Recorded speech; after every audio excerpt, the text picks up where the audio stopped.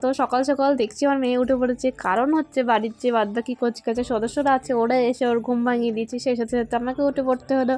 তো এসে ওরা দেখছি ব্রাশ করতে লেগে গেছে, যেহেতু ওরা ব্রাশ করছিলো তাই আমার মেয়েও বায়না করেছে ব্রাশ করবো। তো ব্রাশ টাশ করা কমপ্লিট হয়ে গেছে, কিন্তু মুখ ধুতে চাইছে না। এদিকে কাকিমা ফোন করে তারা দিচ্ছে যে ওদের বাড়ি যেতে সকাল সকাল। তো বিয়ে বাড়ি যেহেতু সে যেতেই হবে, তার জন্য ওকে ফ্রেশ করে অল্প একটু কিছু খাইনি আমরা যাচ্ছি। আমাদের বাড়ি থেকে কাকার বাড়ির দূরত্ব প্রায় 100 মিটার মতন হবে। তো মুখটা এখনও সেভাবে ফোলা ফোলা রয়েছে, ঘুম ঘুম ভাব রয়েছে, কোনো রকম একটু ফ্রেশ হয়ে যাচ্ছে একটা সুতির শাড়ি পরে সাজবো। এখন তো সেরকম লোকজন কেউই আসেনি ওদের বাড়িতে, যেহেতু কাকিমার বোনের মেয়েগুলোই আছে। তো ওদের সাথে তো ওরা প্রায় আমার বয়সী, ওদের সাথে সেরকম ভালোই ভাব রয়েছে, একসাথেই কলেজে পড়তাম। এই যে দেখছো এটা হচ্ছে কাকিমার বোনের মেয়ে, আর তার মেয়েটা এটা আমার মেয়ের থেকে একটুখানি ছোট। তো এই যে দেখছি বোনটা, দিদিটা কি বলবো না, সমবয়সী কিছুই বলবো না। ওই যে দেখছো মেহেন্দি করতে আরম্ভ করেছে, আমাকে বলছে করবি, আমি তো বললাম না। এই যেহেতু বিয়ের কোণে ও মেহেন্দি করে হাতটা লোকাতে লোকাতে চলে গেল। তো বাড়ি ফিরে এলাম, আমার যেহেতু আইব্রো প্লাক করার নেই, সেই জন্য ভাবছি বাড়ির সাথে একটু আনন্দনগর যাবো, আমাদের পাশের গ্রামে। তো ওখানে এসেছিলাম, দেখেছো এই চারপাশটা কত সুন্দর দেখতে, খুব সুন্দর লাগে এই গ্রামটা।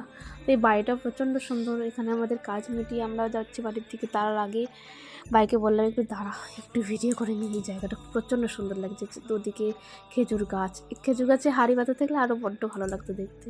আর সর্ষে ফুলগুলো যদি একটু ফুটে থাকতো তাহলে আরও ভালো লাগতো, যেহেতু এখন মাঘ মাসের প্রায় মাঝামাঝি, সেই জন্য ফুলগুলো থেকে প্রায় সর্ষে ফল পাকতে শুরু করে দিয়েছে, ওই জন্য অতটা সুন্দর লাগছে না। আর দেখছো খেজুর গাছগুলো কত সুন্দর লাগছে, যদি হাঁড়ি বাঁধা থাকতো আর সর্ষে ফুলগুলো ফুলে থাকতো খুব ভালো লাগতো। তো বাড়ি আসার পর মেয়ের বায়না হয়েছে যে আংটি পরবে। তো আমার মা সেই জন্য আমার ছোটোবেলায় একটা আংটি বার করে দিয়েছে। তো ওর হাতে তো দেখছি তাও লুজ হচ্ছে, সেই জন্য ভাবছি এটিকে সুতো জড়িয়ে ওকে পরাবো। তো সেই জন্যই ওকে বলছিলাম যে দেখো শোনা সুতো জড়াবো। তো আমি যেহেতু আইব্রো করতে গেছিলাম, তার মধ্যে মা দেখছি আমার মেয়েকে স্নান করে রেডি করে ফেলেছে, এই না হলে মা। তো যাই হোক, এরপর আমিও স্নান টান করে রেডি হয়ে চলে এসেছি সামনে একটা দাদার ইমিটেশন দোকানে, ওখানে কিছু একটা টুকটাক কিনবো বলে। তো এসে একটা পলা বাঁধানো পছন্দ হয়ে গেলো, তো ওটাই নিয়ে নিলাম। তো সেই টাকাটাই দিতে যাচ্ছিলাম, আর দুপুরে খেতে যাওয়ার জন্য এই যে সুতির শাড়ি পরে রেডি হয়ে গেছিলাম। তো ওখানে গিয়ে দেখছি আমার দিদির মেয়ে খেতে বসে গেছে, তোর সাথে একটু খেতে বসে গেলাম। তার আগে আমার মার মেয়ে খেয়েছে, আর ততক্ষণ আমি কী করছিলাম, এই যে গায়ে হলুদের কোণেটাকে সারাচ্ছিলাম আমি আরও মাসির মেয়ে মিলে। তারপরে দেখলাম ডেকোরেশনটা, এই দেখো এরা এখন খাচ্ছে এখানে। বাড়ি এসেছিলাম, ভাইকে দিয়েছিলাম যে ব্লাউজ বানাতে দিয়েছিলাম বোনের বিয়েতে পরবো বলে, সেই দুটো ব্লাউজ নিয়ে এসছে। আর মাথায় দেবো বলে কাঁচা ফুল, সেটাও নিয়ে এসছে। কাঁচা ফুলটা তো এখন দেখাতে পারছে না, কারণ ওটা মা লুকিয়ে রেখেছে আমার মেয়ে ছিঁড়ে দেবে বলে। তো এখন জল সইতে যাবো, ওই জন্য এই শাড়ির ব্লাউজটা বের করে পরলাম। ভেবেছিলাম হলুদ শাড়ি পরবো, তো মা বললো এই শাড়িটা তো পরা হয় না খুব একটা, কারণ এটা আগের বছর পুজোর সময় আমার বর আমায় দিয়েছিল। মা বললো এটাই পর, এটাই ভালো লাগবে। তো ওটাই এই জন্য পরেছিলাম একটুখানি। আর এই যে দেখো আমার ফুল লুক হচ্ছে, এটা নর্মালভাবেই পরেছিলাম, তবে শেষ পর্যন্ত আমার কিন্তু লুকটা অন্যরকম হয়ে গেছিলো মেয়ে কোলে নিতে গিয়ে আর মেয়ের বায়না মেটাতে মেটাতে। তো মেয়ে শেষ পর্যন্ত ঘুমিয়ে পড়েছিল, সম্পূর্ণ রাস্তা জেগে থাকতে পারেনি। ওদিকে আমার শ্বশুরবাড়ি যেহেতু ওই পাড়ায়, সে হয়তো আমার শ্বশুরবাড়িতেও যাবে। তো ওখানে গিয়ে কি হলো সেগুলো তো আস্তে আস্তে তোমাদের বলবো, তার আগে সম্পূর্ণ ব্লগটা তোমরা দেখতে থাকো। আশা করি এই ব্লগটা তোমাদের দেখতে খুবই ভালো লাগবে। এটা হচ্ছে আমাদের গ্রামের বিয়েবাড়ি, সাধারণ, খুব সাধারণ একটা ভাবে তোমাদের সাথে তুলে ধরবো। তো এটা হচ্ছে আমাদের বাড়ির সামনে যে আশ্রম আছে, সেই আশ্রমটা। তো এখানেই প্রথম আমরা এসেছিলাম জল সইতে। তো ওখানে জল সইতে আসার পরেই দেখো আমাদের বাড়ির কচি কাচারা, এটা হচ্ছে আমার পিসির মেয়ে, দিদির মেয়ে, ওটাও পিসির মেয়ে। ওইদিকে দেখো আমার মেয়ে আমার কাছে আর থাকছে না, ওই দিদির মেয়ের কাছে থাকবে। তো আপাতত তো এই পর্যন্ত লুকটা ভালোই ছিল, মেয়েকে নিতে হচ্ছিলো না, মেয়ে ওদের সাথেই আনন্দ করছিল। তো মেয়েকে জুতো পরেছিলাম, কিন্তু ওর বায়না হচ্ছে জুতোটা লাইট জ্বলছে না কেন। আমি বলছি বাবা লাইট জ্বলছে, এখন তো মানে দিনের আলো আছে ওই জন্য বোঝা যাচ্ছে না, কিন্তু ওর বায়না হচ্ছে লাইট জ্বলাও দেখবে। তো কী মুশকিল। তো আজকেও দেখছো ওয়েদারটা কত খারাপ, চারিদিকে কুয়াশা কুয়াশা রয়েই গেছে, আর মেঘলা মেঘলা ভাব। কুয়াশাটা তোর মানা যায় শীতকালে, কিন্তু মেঘলা মেঘলা ভাবটা কি মানা যায়? কিন্তু কী করা যাবে, এটা তো মানতেই হবে।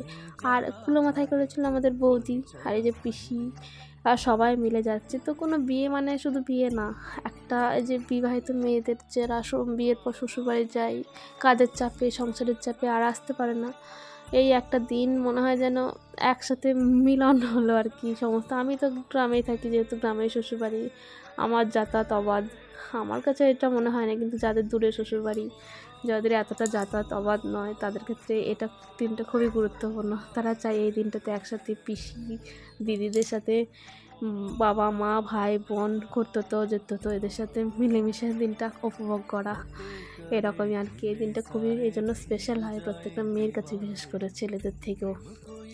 এটা হচ্ছে আমার ছোটো পিসির সামনে যে নীল শাড়ি পরে আছে, এইগুলো সমস্তই আমাদের আত্মীয় স্বজন আর কি। তো ক্যামেরা করে দিচ্ছিল আমার পিসিরই একটা মেয়ে, বড় মেয়ে আর কি, ছোটো পিসির বড় মেয়ে। আর এইদিকে আমি রয়েছি, এখানে বৌদি রয়েছে, ওইদিকে জেঠিমা পিসিমা কাকিমারা সবাই রয়েছে। তো এখন যাচ্ছি শিবতলায় আর কি, আমাদের গ্রামে। আর শিবতলার পাশেই আমার শ্বশুরবাড়ি ঠিক। তো আমার শিবতলায় আগে জল সরিয়ে তারপরে আমার শ্বশুরবাড়িতে ঢুকবো। এই দেখো আমার মেয়ে কিছুক্ষণ আমার কাছে থাকলো, তারপরে আবার দিদি মেয়েদের কাছে থাকলো।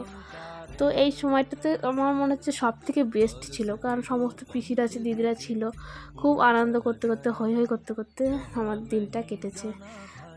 তো চলো তোমরা আর সাথে থাকো। আর এই যে দেখেছো পুচকিটা, এই পুচকিগুলো নিয়ে বড্ড মুশকিল, ওরা না চায় হাঁটতে, না চায় কোলে থাকতে, ওদের হাজার বায়না, কী করবে ওরা ভেবে পায় না।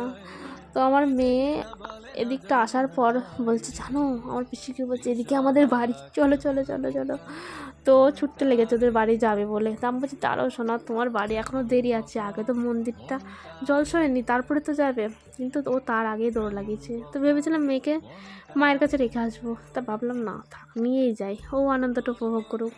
তো যাই হোক, এরপরে ভিডিও আর করা হয়নি, কারণ হচ্ছে আমার মেয়ের ঘুম পেয়েছিলো, কাঁদছিল, ওই জন্য ঘুমিয়ে গেছিলো। মেয়েকে ঘুম পাড়েই ভাবছে এই ফাঁকে চুলটা বেঁধে আসি, পাশের বাড়ি একটা বোন আছে, ওর সাথেই বাঁধবার। এই যে হচ্ছে কাঁচা ফুল। তো আমার খুব ইচ্ছা ছিল বেলি বা জুঁই ফুল দিয়ে সাজার। তো এখন তো সেই সিজন না পাইনি, সেই জন্য করণের মালাটাই নিয়ে এসছে ভাই। তো ওটা নিয়ে সাজাতে যাব। তার আগে মেয়েকে দেখো ঘুম থেকে উঠিয়ে খাইয়ে দিয়ে রেডি করে পাঠিয়ে দিচ্ছি বিয়ে বাড়িতে। ভাইকে বললাম তুই নিয়ে যা, আমি যতক্ষণ সেজে নিই, তারপরে আমি মা রেডি হয়ে টক করে চলে যাব। আর আমাদের বোনের বিয়ের লগ্ন ছিল প্রায় সন্ধে রাতেই, সেজন্য তাড়াতাড়ি যাওয়ার চাপ ছিল। তো আমি সাজতে সাজতে ভাই ফোন করছিল, কী রে কখন আসবি, বর তো চলে